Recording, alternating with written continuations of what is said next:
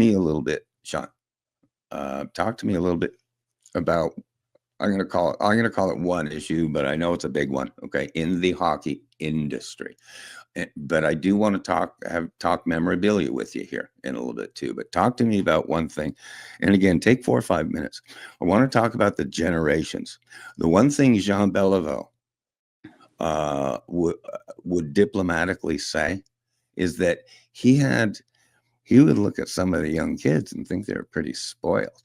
You know, and that there's a different generation amongst the younger generation. I won't quote it because I haven't had permission, but there was an NHL guy that said, and he was from the old days of the Montreal Canadiens, and he had said the thing about young players today, some of the young NHL players today, is they're a bunch of spoiled millionaires who don't respect the game. Okay, so I just want to, again, take 4 or 5 minutes, take your time. I want to ask you about the generation, which is, you got my generation, which is basically original 6. I'm the old guy. I'm the old guys, and there are going to be a bunch of people who listen to this broadcast. Original 6 are guys in the 60s, 70s, 80s. We have you, Shawn, who's a Gen X, and I call the newer generation. You're the 1980s Edmonton Oilers. With a gentleman named Gretzky and some of the other guys, that good skater named Paul Coffey and all those boys. And then we got the younger generations, and then of course the kids that are coming up, literally the ones that are playing youth hockey. Talk to me a little bit, and mainly, where is the world going from here with those generations? Do you see positives? Do you see growth? Do you see a bunch of spoiled little brats that don't respect the game? Go ahead, Shawn. Well, that's an interesting topic for sure, because like everything in the world, things change a great deal from generation to generation, and a lot happens in a generation. A generation is a short time, but in some aspects, like technology, for example, it's a long time. A lot happens in a generation. And when you look at hockey has changed so much over the years. And I mean every aspect of the game, from the money that people made, for example, back in the 40s and 50s, 60s, it was a job. It was a great job, but it was still just a job. The guys didn't make very big salaries. Most of them had to go back and work the farms and take jobs in the off season selling cars and things like that. So they weren't, paid to the scale that, the following generations were. And that changed and progressively increased as time went on to when you get to today. The guys, before they ever put on their first NHL jersey, they're millionaires.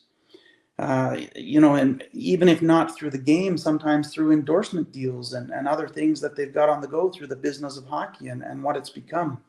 So just, the salary piece alone is a whole topic of discussion and what's happened there.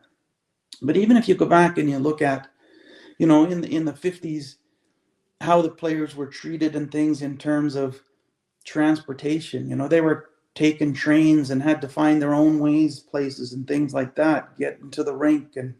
And in some cases, if you get a call up, you had to make your own way to the train station and buy your own ticket and make your way to Montreal or wherever the call up was coming from, to make it to the game that you were being called up for or whatever. Now, you show up and people are doing everything for you, and there's private jets picking you up and limousines taking you places. So much has changed with every aspect of the game. And I do think today's generation of players and pros, to a large degree, are in fact the spoiled brat version of the players. When you comparatively speaking, all you have to do is be around today's players and you'll quickly pick up on the arrogances and the entitlement. And I'm not painting everybody with the same brush. There's anomalies. There's always players that are above and beyond with the fan base and with kids and with adult fans. Not all fans are kids. There's some very passionate adult fans that like to connect with players too. So, there are definitely exceptions to the rule. Marc-Andre Fleury, for example, absolute gem of a person, great guy, good with everybody. But, the era reeks of arrogance and entitlement. You go back a few generations, and you go back to the 50s and 60s, and those players had a different respect for the fans and for the public and for the fact that they were graced and honored with being able to play the game that everybody loved and everybody dreamed of being a part of. They realized they were living the dream, and they respected that. They respected the organizations, they respected the processes, they respected the fans and things. So, so much has changed. There's so many different aspects of the generational aspect of the game, but I really think we've so far moved away from the respectful generation and onto the arrogance. And I don't see that changing anytime soon. The game is too business oriented. It's too business focused. It's all about money.